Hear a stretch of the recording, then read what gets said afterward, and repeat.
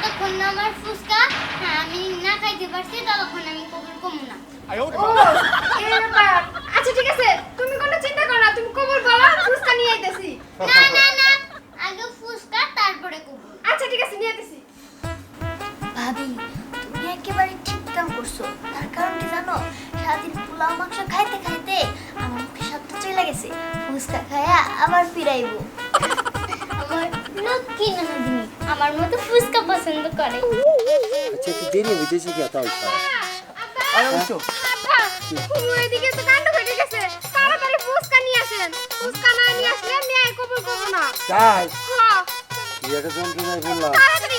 এই না তাও আছে ফুচকা নিয়ে যা আচ্ছা ঠিক আছে। যা যা যা নিয়ে আইও।